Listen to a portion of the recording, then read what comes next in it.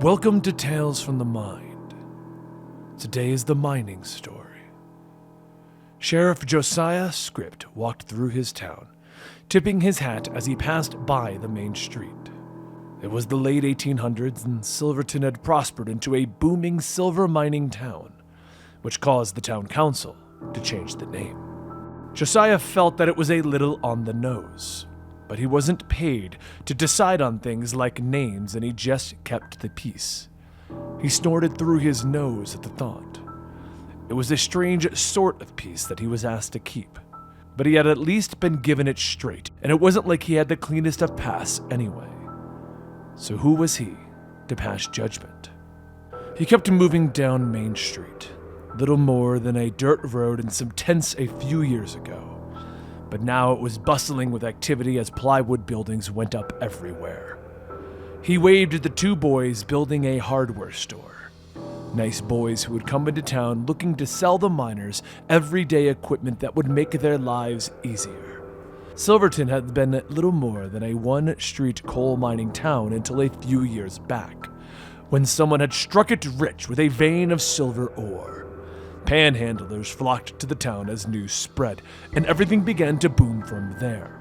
Josiah had only been sheriff for a year or so, but Mayor Winston was proud to explain that he knew exactly where the silver ore had come from. Josiah snorted again as he passed by the local saloon, waving at the owner in the window who gave him only the barest of nods. He wasn't sure why these people had started to believe the story that they had told him.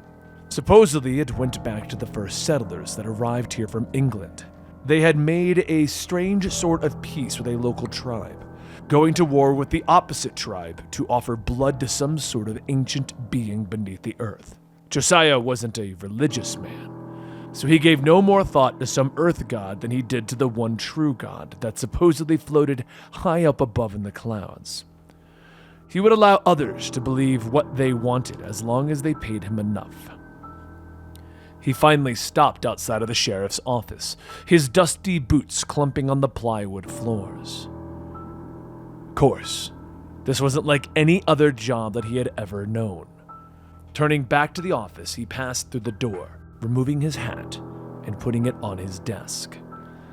And he then nudged his deputy's boots off the polished wood. Deputy Barnabas, Barney for short, didn't even look up from his dime novel as he spoke. "Morning, Sheriff. See anything unbecoming on your morning stroll?" he asked, his voice coming out in a lazy drawl. Josiah shook his head, stepping through the office to peer into their single cell, where 5 men glared at him angrily as they sat around in lazy disarray. "What do we pick up these ones for?" he asks as he cocks his head towards the sullen individuals. The deputy didn't answer though, and Josiah turned to see his lips soundlessly moving as he continued to read. "Barney," Josiah coughed. The deputy finally looked up, as if he hadn't heard him at all before, and then he pointed into the cell. Barney finally stood up, folding the page of his dime novel down to save his place and hitching up his gun belt. "Sorry, Sheriff. I picked them up last night. They'd been stealing from some of the miners over at Clandance Ridge," he said, stepping up to the cell. Josiah nods, moving over to pour himself a cup of coffee. "You bring him in quietly? Made sure no one saw?" he asked, and Barney continues to stare at the men for a moment before turning back to his boss. "Yep, none's the wiser. No one in the town could have seen me," he says, his face now getting a slight smile. But Josiah can see in the young man's eyes that he isn't comfortable with the situation. "We're gonna be sending them into the mines?" he asks, his voice quiet. A couple of the vagrants have begun to stand, seemingly figuring out that this conversation doesn't spell good fortune in their future. Josiah sips his coffee. He stares out the window, raising his cup as a form of greeting as someone waves. He sighs, taking another sip before answering. "I'll go talk to the mayor, see what he wants. Think we're coming up on that time of the month," he says softly. "Hey, I didn't sign up to be a miner," one of the vagrants shouts, bringing grumbles of agreement from his companions. Barney turns, kicking the bars, quieting the thieves. "You should have thought of that before you went out and got caught stealing," he snaps. Josiah walks towards the cell, drinking his coffee. The boy's right, but I wouldn't worry just yet. We might not need you in the mine anyways, he says over his shoulder. It was only a short time later that Josiah found himself waiting at the entrance to the mayor's home. Mayor Winston was the one that brought him in. He remembered back to his first day, where he was explained the strange past of the town that had become Silverton. The mayor was reading out the duties that would be entrusted to Josiah, not just in keeping the peace in the bustling town, but his side activities of finding those suitable to bring the town's continued prosperity forward. Josiah had sat before the mayor's expensive desk, his boots still dusty from the road. And I will put it to you to make the sacrifices for us. We've long since moved away from the days of war, where nearby battles would allow blood to soak into the earth. Or we could just hang traitors to the Union, he says with a sigh, looking out the window behind his desk. Watching his town, he clasps his arms behind his back. Then turning back to Josiah, a smile forms on his face. Now, criminals would be the best, of course. The honor of the blood spilt means little, as it was explained to me. But there may come a point when we're having trouble finding someone that we can possibly try for their crimes. Some hard choices will have to be made, he says, leaning forward. Are you the right man to make them? Winston asks, his eyebrows raising inquisitively.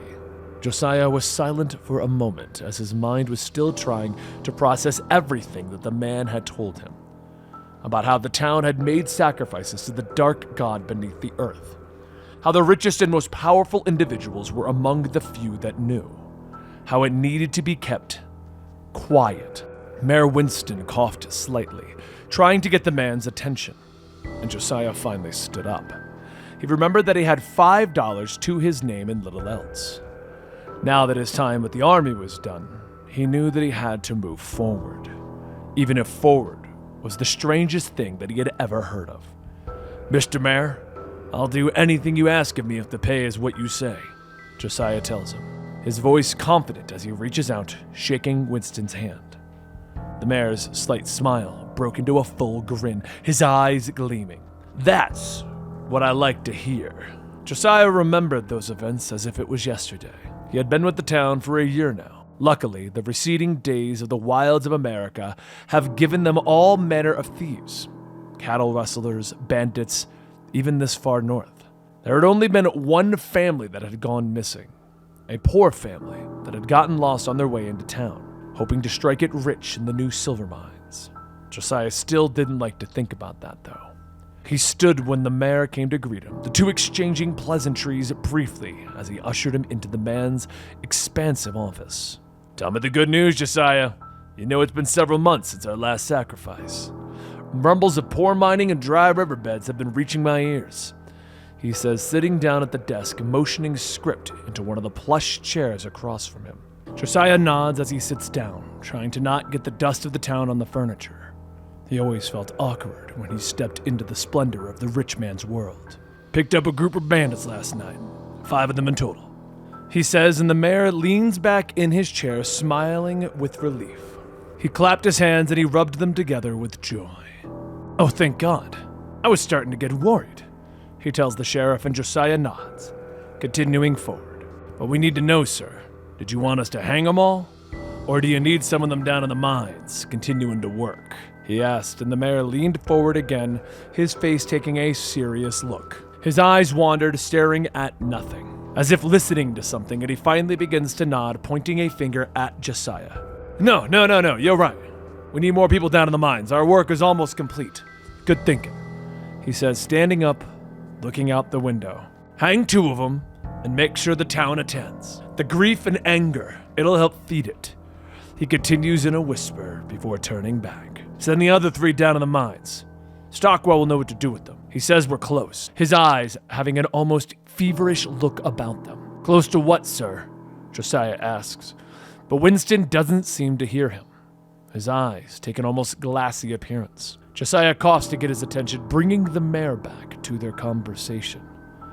His face slacked for a moment before his smile beamed again, his eyes returning to the moment.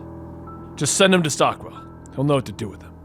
he says with a nod, and he motions Josiah once more towards the door. It was later that day that Josiah stood at the gallows at the edge of town. A large gathering of townsfolk before him. He had just read off the bandits' crimes, including thievery and murder, which he didn't know to be true, but just assumed, and decided to add it in for flavor. "Do you have any last words?" he asked, but he knew that they wouldn't, since he ordered Barney to gag their mouths so that they couldn't shout anything to the townsfolk.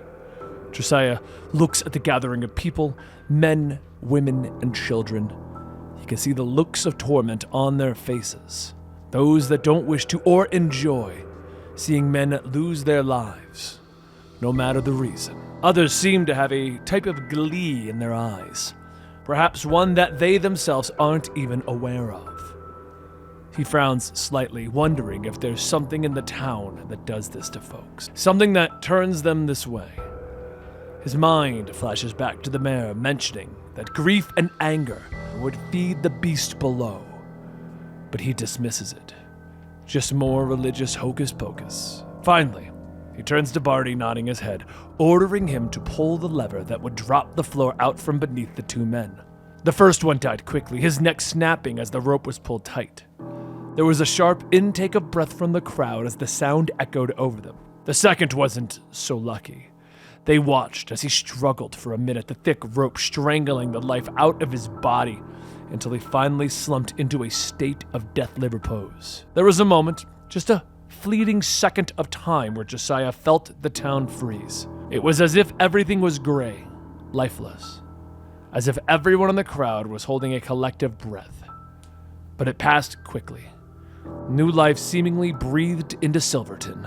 The crowd dispersed quickly, with Josiah hearing snatches of conversation about everyone's day, as if they didn't just watch two men lose their lives. Not for the first time, or probably the last time, Josiah questions the sanity of Silverton. He spits into the dirt as he steps off the gallows, a bad taste stuck in his mouth. It was later that night that he took the last three bandits to Stockwell. He had sent Barney home, as the two of them traded off on nightly rounds. The three men were then bound together, their mouths gagged so that they couldn't raise any alarm as he moved them through the town. The moon shone high above, bathing them all as he led them to the town's main coal mine, and he stopped at the office of the foreman. Stockwell was a portly man who seemed to enjoy the darkness of the mines far more than the light of the day. The fat man sat behind his desk, chewing on a chicken bone, as Josiah stepped in. Stockwell wiped a greasy hand across his stained shirt before motioning to Josiah to sit down across from him. "Winston tells me that you got more workers for my mines," he says, a smile spreading across his face that Josiah couldn't describe as anything more than evil. He nods, generally preferring not to even speak to this man. "Excellent. The work goes quite well," Stockwell says with a nod, his blubberous cheeks quaking, and he lifts his tremendous bulk from the chair, causing the wood to groan as it strains. "How do you get rid of the miners?" Josiah finally asked. He had been wondering this question for quite some time. "I'm afraid I don't understand the question, Sheriff," Stockwell tells him, and Josiah nods as he stands and wanders to the office window, staring at the three men that he just tied to a hitching post. "Well, my job is to bring them to you, but whose job is it to get rid of the men that fall in your mines? The life of a coal miner is hard work, and I can imagine you lose quite a few once they figure out they're never leaving," he says, glancing back at the man, but Stockwell's smile only grows wider, revealing darkened teeth. "They don't leave. That's the beauty of our mines, Sheriff." He gestures to the map that is pinned on the wall, showing the various mine entrances through the lands of Silverton, as well as new marks that show the silver veins that have been opened. "There's something special in the earth here, something that I've never seen before. Whether it's truly something benevolent in the air or just plain luck that our town found it on this spot, I can't say. But there's a mineral in the earth that actually seems to heal our miners. The air seems to soothe them, just as the black coal tries to snuff out their lives," he says, but Stockwell doesn't have the look of religious fervor that the mayor had. No. Instead, he's merely a pragmatic man who doesn't understand nor care what keeps his workers alive. It must truly be a horrendous life, wishing to die but slowly realizing the very thing that makes you want to kill yourself is also the thing that won't allow it, he says with a soft chuckle to Josiah. The sheriff stares at the man for a moment, wanting nothing more than to leave this office and never again speak with the vile man. He finally nods, turning away, promising himself that he would have Barney deliver the prisoners next time. It was later that Stockwell brought the new prisoners down into the darkness of his mind. The world that he thought of as his. Despite what the mayor believed about what slept beneath them, he always preferred their minds, preferred the darkness that would swallow them up. He began his inspection, moving along the vast tunnels, ignoring the cries of the damned that were trapped here until old age finally took them. He breathed in the air of the mines, tasting the coal and the sharpness of the strange mineral that he could see sparkling. Even in the utter blackness of some of the tunnels, he knew it kept him in good health, contrary to what his outward appearance would show. He moved deeper and deeper, wondering if the mayor was correct, that they would soon reach their goal. But he wasn't so sure. He believed that something was buried within the earth. It would have to be far deeper than any mine he'd ever been in. And he finally reached the newest tunnel, passing by the workers who exhaustively stabbed at the walls, ripping the coal and the minerals out of the earth's bosom. He still went further, standing in the solid darkness at the end of the mine. And he paused, for a moment feeling as if the world was falling away, as if there was nothing but the utter darkness of the void. Something was watching him. He was sure of it. Something was regarding him. Stockwell liked to believe that this darkness would see him as he was, a servant, a confidant. He felt a breath on his face, heard and felt the very earth breathing around him, and he felt a voice in his mind. So